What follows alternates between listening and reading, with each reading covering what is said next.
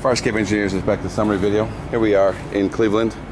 This is a fire escape system that's actually made up of several pieces, including another piece right there that feeds that fire escape there, feeds that catwalk there system to that ladder that goes over the roof there. This fire escape system feeds here. This one that I'm on goes down and feeds there. Then it goes down to a roof. Pieces were cut away, I think, for break-in issues, insurance issues. But again, pre-existing non-conforming structure on this fire escape. That's what we have here. No evidence of maintenance, and what we have here is the initial examination. It is not past the initial examination, cannot proceed to a load test, needs major refurbishment. And then we can load test it, which I don't believe that's going to be the option here, or it needs a full refurbishment and we avoid completely the load test. And the age of this fire escape is at least 75. Riveted fire escapes tend to be 75 to 100 years old. Bolted fire escapes tend to be 50 to 75 years old. This is an all riveted fire escape, probably original to the building.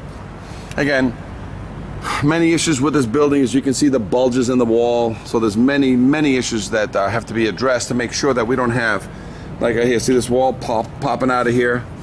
We have to make sure that the fire escape is tied properly back in, and in some cases, to avoid the need for all this verification of the through bolts, what we're going to do is put in new epoxy bolts or new through bolts back into the building with plates, and that way the wall, it is what the wall is going to be. They're going to fix whatever they're going to fix, and the existing connections are going to stay there. We're going to pack them, but we're really going to rely on a new connection at each one, or do a unification angle that runs the whole length, and then these brackets get tied back in. Your grading can be salvaged because it's all the rivets. Those are easily done, scrape and paint.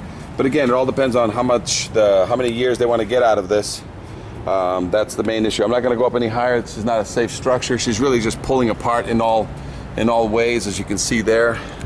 So I'm going to start going back down and talking about what needs to be done on this fire escape to satisfy. First of all, that one looks like somebody came in and welded that particular fire escape, and you can see all the connections, angles welded onto it, and you've got the treads that are all welded. So we need to, any welded connection needs to be rebolted to avoid having it x-rayed or load tested.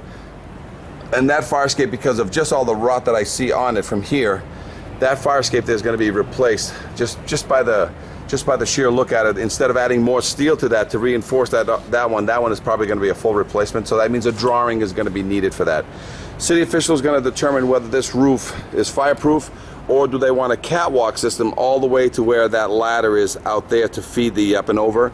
Or in some cases, this system may be able to be turned here and actually jump this wall here and feed this fire escape and then meet through a catwalk down to there. So that might be a better suggestion than having its own catwalk system walk down there. So let's go over what we have here. Pre-existing non-conforming, all your treads are riveted. Every one of these rivets now needs to be reinforced, or you need to pop the rivets on all the treads and replace them. In some cases, this is just not standard construction for fire escape stairs or fire escape. So these staircases, it might be easier, faster to change out these treads and put in new ones, but we'll have to look at probably two pricing. One that includes changing all these rivets, so you have to drill out every one of these rivets and put a new bolt, and that way you don't have to load test. Drill out all these treads, silicone shut any cracks or crevices, remove 100% of any internal rust in every connection. So again, this will all be discussed with the authority having jurisdiction to see whether or not that satisfies. And to avoid the load test is basically 100% of all the fasteners need to be changed out. Number two is take this whole entire superstructure out of here and put in a brand new fire escape. But then they're going to want a drawing. They want to know whether or not if replacing this fire escape is going to trigger any upgrades, and they want railings to be at 42. They want treads to be not 8 and 8 rise and run, but 7-11. Do they want the staircases to be 36 instead of 24? So again, further conversations with the architect and the authority having jurisdiction. But we got a lot of cement spalling into the building. We've already addressed that you want to basically tie in all new through bolts back into the building because this wall is suspect. Every one of these brackets down here, you need to basically verify all these rivets through load testing, or We can put gussets, we can change the rivets out and just put in new bolting, or sister them with new bolting if allowed, if possible. And then again, no load testing required because you're offering other evidence of strength. You've got railing systems here that are just 2 lines. Again, pre-existing non-conforming, the authority having jurisdiction shall accept that or not. You'll want us to put mesh on there and conclude that for the 4-inch rule. You got railings that are not tied in. We need to clip these back. And this thing just sort of starts repeating itself as we start going down. A lot of cement issues. Some of the steel back into the building is already rotting. So those will have to be sistered or replaced. 100% of these railings are, you have to scrape these down. There is going to be the lead issue. Okay, so 1978 or older, presumed to have lead as per the EPA. So you have to have an EPA renovator's license to scrape this, full prime, full paint, silicone shut all the major connections with 35 to 50 year silicone. Where this dies, it sort of looks like the roof got built up or something, so we need to cut off some of this excess so you can turn here properly, and you need to catwalk all the way there. I recommend that the catwalk be here, go along this entire wall, and it picks up that doorway down there, and then it feeds to that corner down there, and I'll walk this whole piece. But it looks like there's been some activity here. So again, we need drawings of this fire escape system. As per, this is above and beyond the examination. They're going to need drawings to show the city just what is the plan for the catwalk system that walks down this way. Hold on, tripping over here. Okay, the catwalk system that comes all the way down here. We'll pick up this door, pick up this staircase. This staircase is the same thing, pre-existing non-conforming, welded connections. So there's been some activity where they came in and removed certain things. Any welded connection must be rebolted. Otherwise, we need an X-ray or load test. Hand scrape, hand paint. We got a lot of rust built up everywhere. Some of this fire escape is at least 75 to 100 years old. Once this system is picked up and these doors are picked up, there's a catwalk system that's going to come down by this window, hit this corner, and then feed this over here. Now, there's more fire escape here, as you can see. And I already filmed this from below. And that fire escape system is going to come down here and feed here, and then they remove the staircase here. So this whole system needs to be, it's all pre-existing. You got all original hardware, severe rust, corrosion everywhere on the ground. So you need a full set of stairs. Now, the question is, what was happening here and where did this go?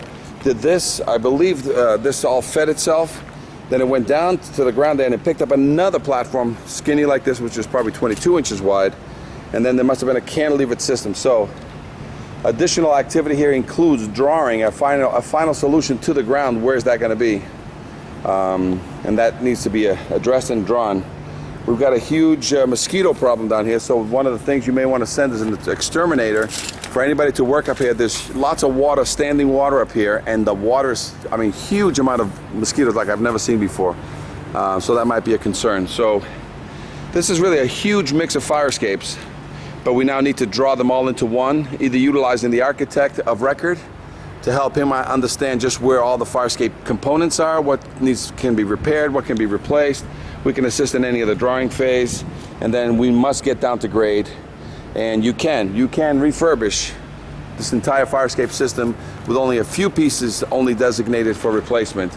Or you can just say at this time, because the amount of money being spent in the building, that this is going to be 100% replaced with new galvanized fire escapes, which may or may not be required by the code to be upgraded to railings 42, staircases 36 inches wide, rise and run 711. These are all things to be discussed with the architect, who will then discuss this with the authority having jurisdiction. And again, the last piece, the OSHA requirements for liability that there be 2 means of egress at all times during all phases of construction on this building. So what that means is that if they want to mothball this temporarily, you do need to create some sort of scaffolding system all the way to grade, okay, while all this construction is going on, and you can mothball this fire escape. Or the fire escape is the first thing you fix, so that way you've met the means of egress requirement, and now this becomes your second means of egress during all phases of construction. Any questions? Fire escape engineers, inspector summary video, 866-649-0333. This is Examiner Cisco Meneses. Thank you.